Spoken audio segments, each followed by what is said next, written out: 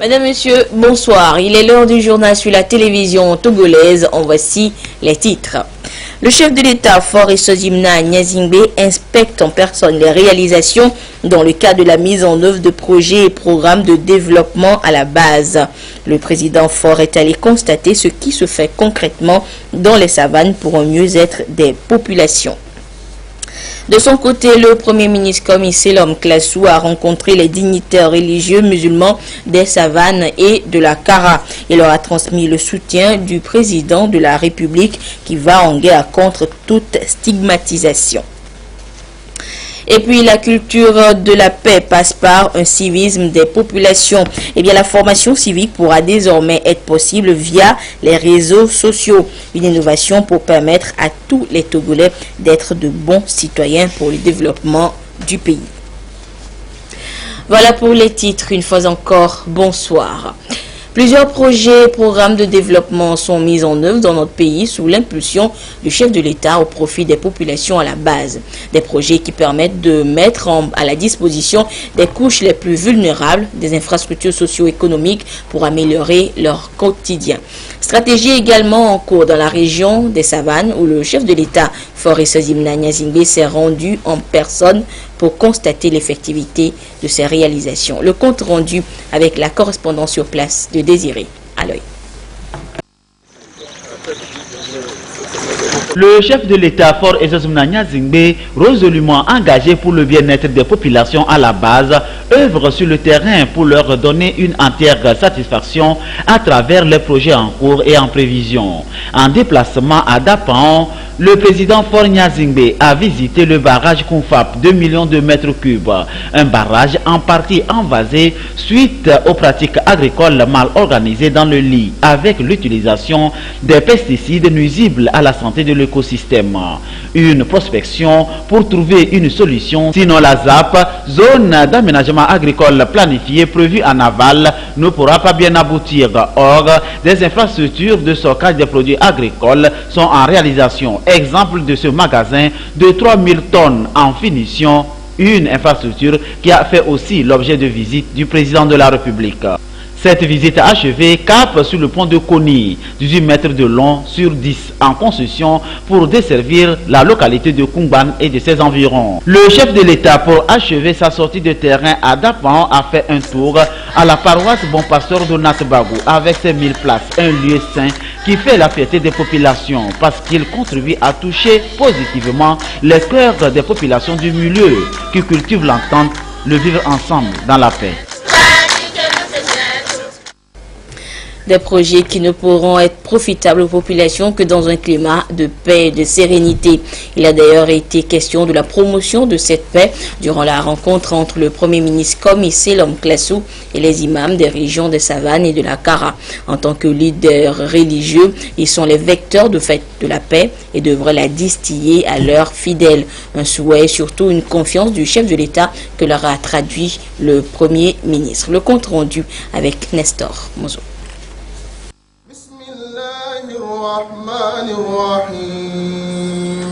Moins d'un mois après sa rencontre à Lomé avec les imams de la région maritime, le Premier ministre, chef du gouvernement, Komi Selom Klassou, a échangé ce samedi 4 novembre 2017 avec les imams des régions des savanes à Dapaon et à Kara avec ceux de la région de la Kara en présence du bureau exécutif de l'Union musulmane du Togo. Entouré des ministres Yark Damhan de la sécurité et de la protection civile et Payado Aboukessi de l'administration territoriale, de la décentralisation et des collectivités locales, le Premier ministre a d'abord transmis aux imams des deux régions les salutations cordiales et fraternelles du chef de l'État, Faure Sozimna Nyazingbe, dont le souhait est que les Togolais travaillent ensemble pour le bien-être du pays. Le Premier ministre a ensuite décliné l'objet de ces rencontres citoyennes qui est de rassurer les imams et toute la communauté musulmane de l'attention continue du président de la République et du gouvernement à leur endroit, comme ça a été toujours le cas vis-à-vis de toutes les religions du Togo dans leurs grands moments de prière. Aucun imam, aucun croyant musulman au Togo ne doit être inquiété. Ça, je voudrais marteler ce message. Aucun imam, aucun croyant musulman, parce qu'il est musulman, il doit être inquiété au Togo? Non, parce que c'est une religion de paix. Je dis, aucun imam, aucun dignitaire, aucun fidèle musulman ne peut se sentir inquiété d'une manière ou d'une autre sur la terre de nos aïeux. Ce qui importe au président de la République et au gouvernement, c'est pour rassurer la communauté musulmane dans notre pays que cette communauté est composée des hommes et des femmes qui jouissent des mêmes droits et des mêmes devoirs que ceux qui ne sont pas de la communauté musulmane. Nous sommes tous égaux. Les musulmans au Togo jouissent des mêmes droits et des mêmes devoirs. Donc, on n'indexe pas la communauté. Il n'y aura pas d'amalgame, a déclaré le Premier ministre, tout en appelant les imams et toute la communauté musulmane à la culture de la paix et à la tolérance, comme l'enseigne la religion. Rappelant la situation politique actuelle, née des manifestations du 19 août 2017, le Premier ministre a souligné que tout conflit et différend se règle par le dialogue et non pas la violence. Aussi a-t-il invité les imams et la communauté musulmane et à travers eux, tous les Togolais à se mettre ensemble pour défendre la paix. La violence n'a jamais réglé de problème, ici ou ailleurs. Au contraire, la violence est l'ennemi de la paix. La violence est l'ennemi de la sécurité. La violence est l'ennemi de l'amour. L'islam, c'est la paix et l'amour. La violence est l'ennemi de l'amour. La paix est un bien commun. Et sa défense est une obligation commune. Ce n'est pas au président de la République seul de travailler pour la paix. Ce n'est pas au gouvernement seul, mais c'est à tous les citoyens togolais. Puisque tous, nous bénéficions de la paix, or, c'est une valeur qu'on peut perdre à tout moment. Et donc, nous devons faire de sorte que le combat pour maintenir la paix, que ce combat soit le combat de nous tous. Attentifs au message du Premier ministre, les imams ont pour leur part salué l'initiative du président de la République et du gouvernement qui les rassure réellement. Ils ont témoigné des diverses attentions dont la communauté a toujours bénéficié auprès du président de la République et exprimé leur engagement à œuvrer ensemble avec le gouvernement pour aller vers l'apaisement et le vivre ensemble afin de retrouver un climat favorable aux réformes institutionnelles et constitutionnelles voulues par tous. Les représentants de la religion musulmane dans les deux régions ont émis le vœu que de pareils échanges se renouvellent. À travers une prière et une lecture du Saint-Coran, en début comme à la fin des deux réunions, les imams et leurs accompagnateurs ont imploré la bénédiction d'Allah sur le Togo, ses premiers dirigeants, et pour le repos des âmes des citoyens morts durant les manifestations. La paix et le vivre ensemble pour l'émergence du Togo était également à l'ordre du jour de la rencontre d'échange entre le Conseil national de la jeunesse et les responsables d'organisations de jeunes du côté d'Atakpamé. Il était également question de la thématique de la journée africaine de la jeunesse, le dividende démographique, une occasion de permettre aux participants de mieux cerner cette thématique. Sylvain Abdou depuis Atakpamé. Leader des organisations de jeunes à la découverte des techniques de gestion administrative et financière ainsi que des techniques de négociation et de mobilisation de ressources. Une approche du Conseil national de la jeunesse CNJ pour accompagner l'action gouvernementale dans la promotion et l'épanouissement des jeunes. Un engagement pour également faire de ces acteurs des artisans dynamiques capables de profiter des opportunités qui s'offrent en matière d'emploi et surtout les amener à s'approprier certaines valeurs d'éducation citoyenne pour qu'ils puissent jouer leur partition dans la promotion de la paix et du vivre ensemble.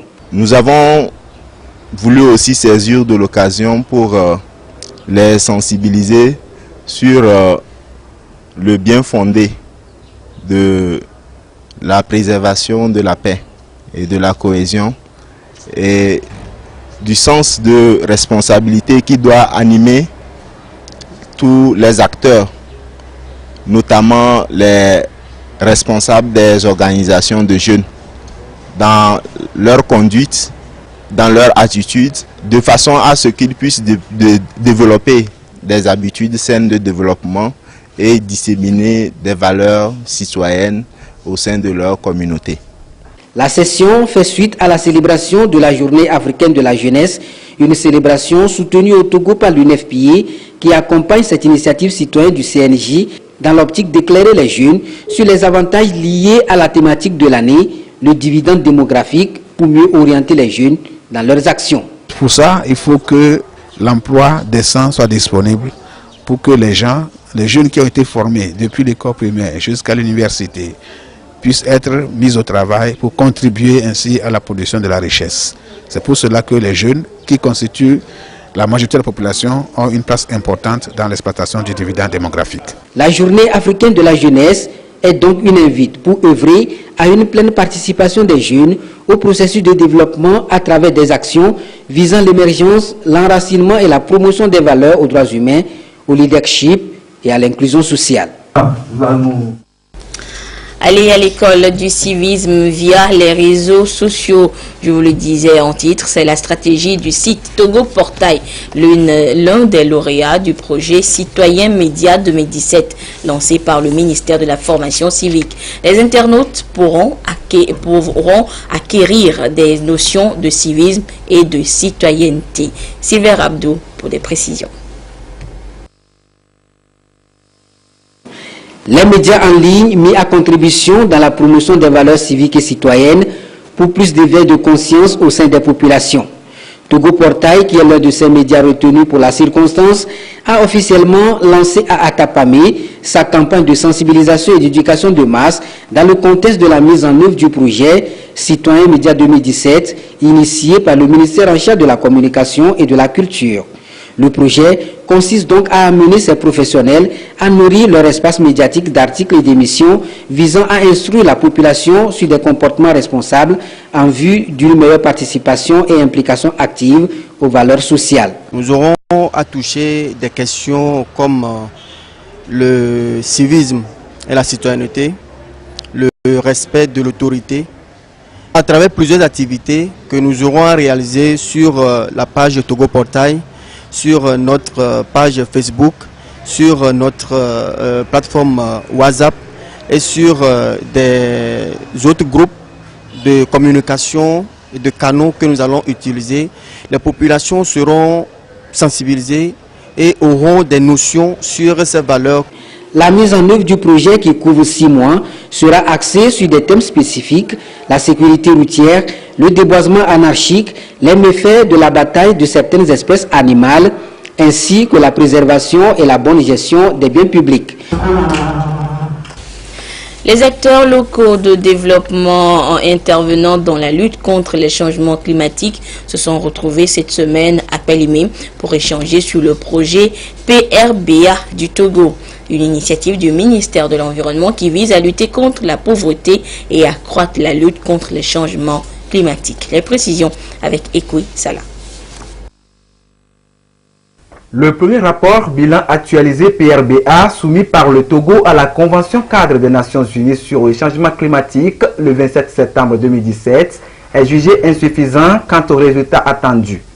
Ici à Pélimé, le comité de pilotage de ce projet est venu partager avec les acteurs locaux les points saillants de ce document en vue de son amélioration.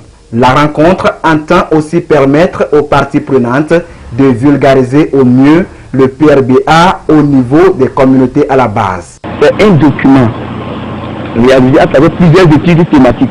Nous sommes là pour échanger avec les acteurs, aussi bien du secteur public, des organisations de la société civile et du secteur privé, sur les pratiques ancestrales, les pratiques endogènes, qu'on peut concilier avec les nouvelles pratiques moins émettrices de gaz à effet de serre pour qu'ensemble nous puissions porter au rôle le flambeau de lutte contre les changements climatiques. Au-delà de répondre à cet engagement, c'est un document qui permet de lutter contre la pauvreté à travers l'élaboration des programmes et des projets aussi bien d'adaptation que d'atténuation des émissions de gaz à effet de serre.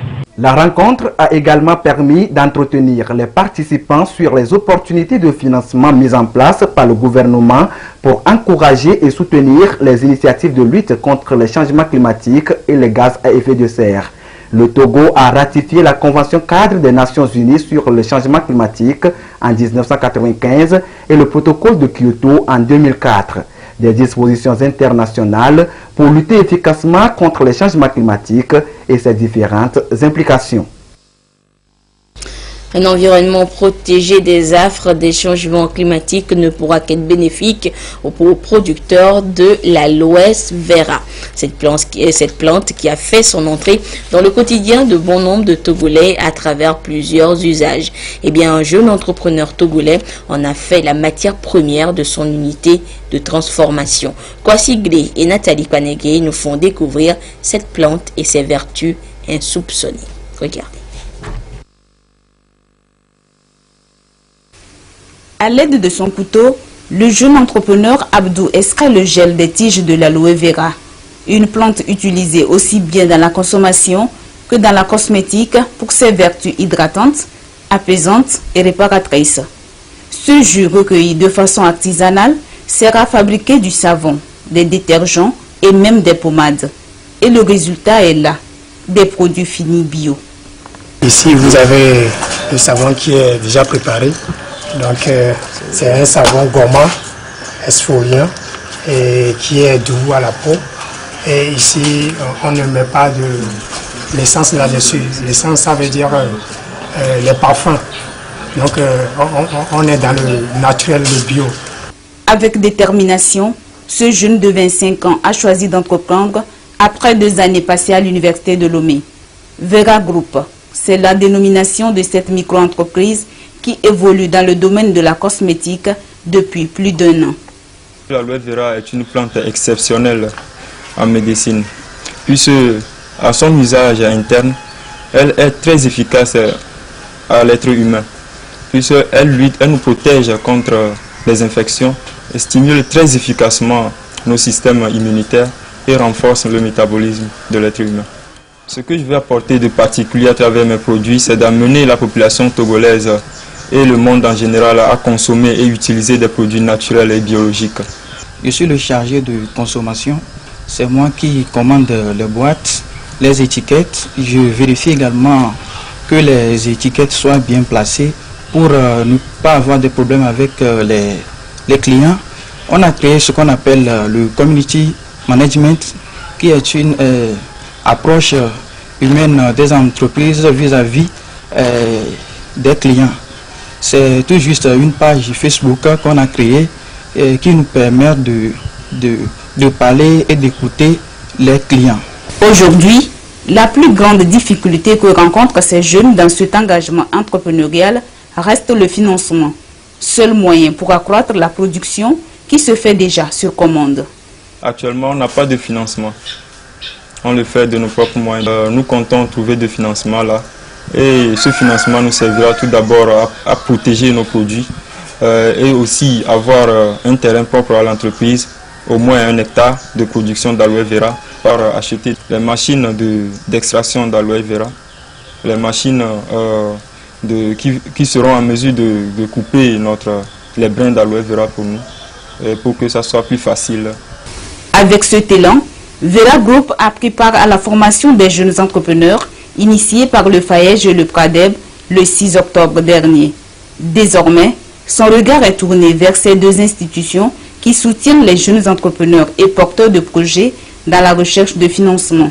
Un financement qui permettra aussi à ce groupe d'agrandir son champ d'aloe vera à Kpalimi. Hors du Togo, la force anti-djihadiste du G5 Sahel a lancé ses premières opérations cette semaine aux confins du Mali, du Burkina Faso et du Niger, une zone très instable devenue un foyer pour les groupes extrémistes. Cette force est appuyée sur le terrain par une centaine d'hommes de l'opération Barkhane. Les soutiens financiers et logistiques sont en cours, notamment les États-Unis qui annoncent finalement une aide de 60 millions de dollars. Les précisions avec le décryptage du dimanche de Augustin Kossi. C'est désormais chose faite, la nouvelle force anti-djihadiste G5 Sahel est opérationnelle. Les premières opérations aux confins du Mali, du Burkina Faso et du Niger, dans cette zone très instable et de surcroît en proie à des groupes terroristes et extrémistes, ont été lancées le 31 octobre dernier. La zone là, c'est la zone des 3 frontières, Burkina, Niger, Mali. Donc la coopération entre ces différents pays pour patrouiller ensemble dans ces zones, ça va faire de telle sorte que la sécurité va régner dans ces zones. Parce que les groupes armés qui évoluent dans ces zones, souvent ils sont là à frapper au Niger. Donc quand ils frappent au Niger, avec la frontière, ils peuvent traverser pour venir au Mali. Cette première opération baptisée Wabi sera soutenue par une centaine d'hommes de la force militaire française anti-djihadiste au Sahel. Estimée au total à 4000 hommes, elle va appuyer les centaines de troupes africaines déployées pour le moment au sol lors de cette première opération. Barkhane va également apporter aux troupes maliennes, burkinabées et nigériennes engagées du conseil et de l'accompagnement sur le plan aérien avec des chasseurs, des hélicoptères, des drones de renseignement ainsi qu'un appui de l'artillerie. Le rôle de Barkhane, et c'est bien le but premier de notre présence ici, c'est bien de les accompagner dans ce processus de montée en puissance. Nous, on est bien là pour les appuyer, pour les soutenir, pour les accompagner dans le cadre de cette remontée en puissance, que ce soit en termes logistiques ou en termes d'appui dans la 3e dimension. Cette force conjointe doit atteindre d'ici mars 2018 sa pleine capacité de 5000 hommes répartis en 7 bataillons à travers le Mali, le Niger, le Tchad, le Burkina Faso et la Mauritanie. Aussi, son budget de fonctionnement prévu à 423 millions d'euros pourra-t-il être revu à la baisse à hauteur de 240 millions d'euros. Une grande partie de ces fonds manque déjà, en tout cas, à l'appel. Les 5 pays créateurs ont promis chacun 10 millions d'euros, l'Union européenne 50 millions et la France 8 millions. Les États-Unis, quant à eux, se sont engagés le 30 octobre dernier à apporter jusqu'à 51,5 millions d'euros, une aide financière aux pays du Sahel impliqués dans la lutte contre les djihadistes, mais sans passer par les Nations Unies comme l'espérait la France.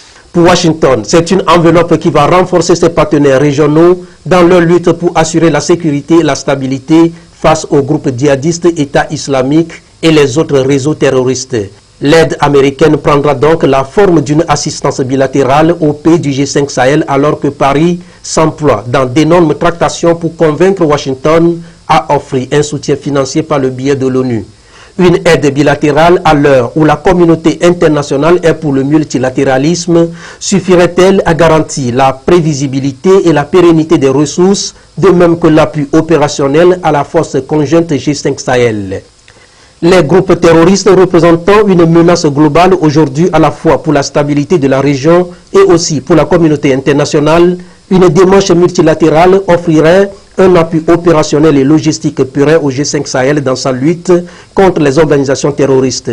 Le Sahel est devenu un important théâtre d'opération pour les groupes terroristes depuis que la Libye a sombré dans le chaos en 2011 et que la secte islamiste Boko Haram s'est étendue au Nigeria et les groupes liés à l'Al-Qaïda se sont emparés du nord du Mali en 2012. De même, les grandes puissances sont prises pour cible et subissent régulièrement les menaces terroristes. Malgré les restrictions de voyage imposées aux ressortissants de certains pays par les États-Unis et le renforcement des mécanismes de contrôle récemment, le pays a subi un nouvel attentat terroriste meurtrier après sa première attaque terroriste en 2001. Le combat contre le terrorisme et l'extrémisme sera-t-il être mené au niveau individuel? En tout cas, le défi est réel, la menace reste globale et la démarche devra être inclusive pour sauver le Sahel et par ricochet la planète. Et l'autre actualité de ce dimanche, c'était cette révélation fracassante dans le monde de la santé. La Fédération internationale des sociétés de la Croix-Rouge et du Croissant-Rouge a révélé que plus de 5 millions d'euros auraient été détournés en Afrique de l'Ouest. Ces fonds, affectés à la gestion de l'épidémie d'Ebola de 2014 à 2016, ont été détournés en Guinée, au Libéria et en Sierra Leone avec la complicité d'employés. Et dans un communiqué, l'organisation se dit outragée par la découverte de ces fraudes et déterminée à poursuivre les personnes impliquées. National avec la paix et la cohésion sociale, on en parle encore avec cette prière spéciale qui a été dite à la mosquée centrale de Bafilo. Et c'était vendredi après la prière ordinaire. Nestor Monzo. Le Togo traverse une période très sensible depuis le 19 août. La paix et le vivre ensemble sont mis à rude épreuve lors de certaines manifestations de rue de l'opposition. La ville de Bafilo a enregistré des événements malheureux imputables à cette manifestation.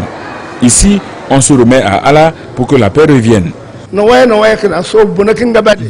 nous te demandons de nous débarrasser de toutes les souffrances que nous endurons en ce moment.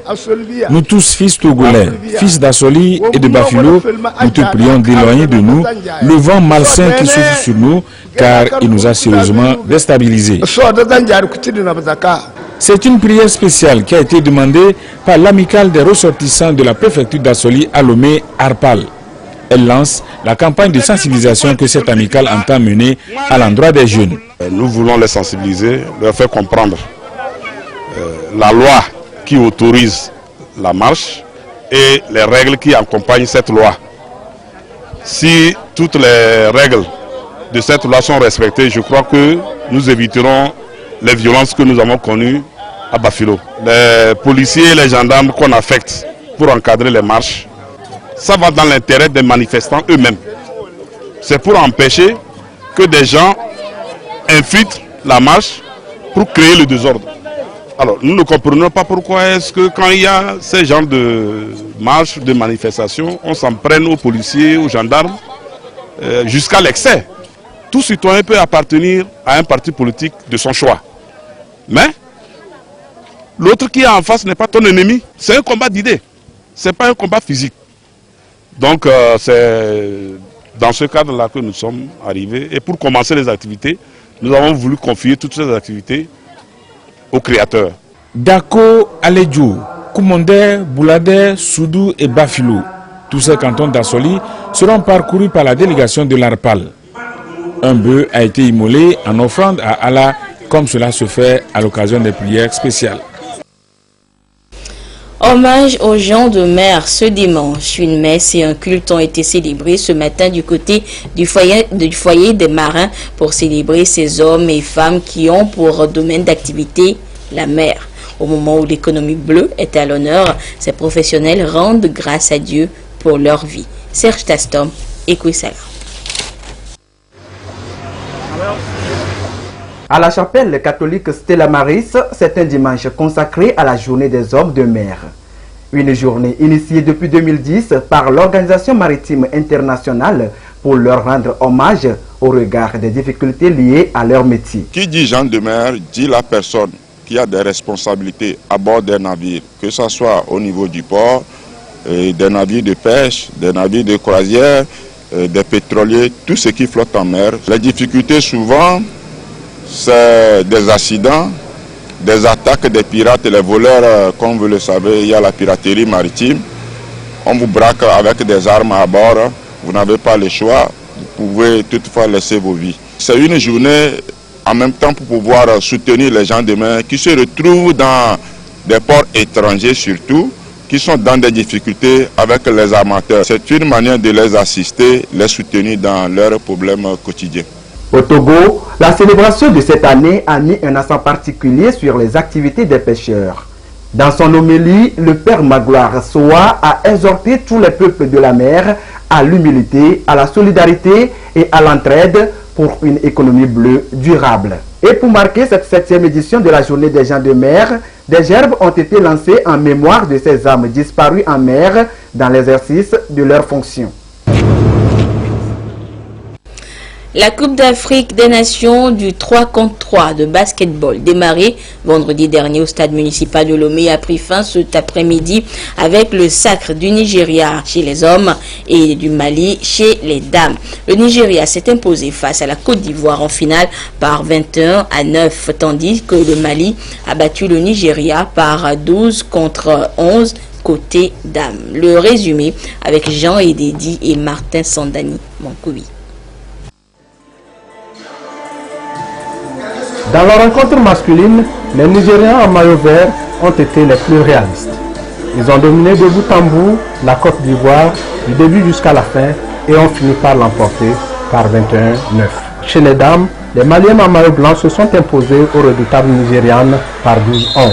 Le Nigeria en homme et le Mali côté dames sont champions d'Afrique du 3 contre 3 première édition, et repartent avec la médaille d'or plus le trophée. La Côte d'Ivoire et Madagascar, respectivement deuxième et troisième, repartent avec la médaille d'argent et de bronze.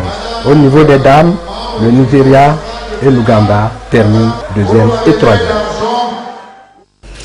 Et voilà, c'est sur cette actualité sportive que se referme cette édition. Merci de votre fidélité à la télévision togolaise. Adolphe Paka vous retrouve à 22h30 pour la dernière édition du journal. Au revoir.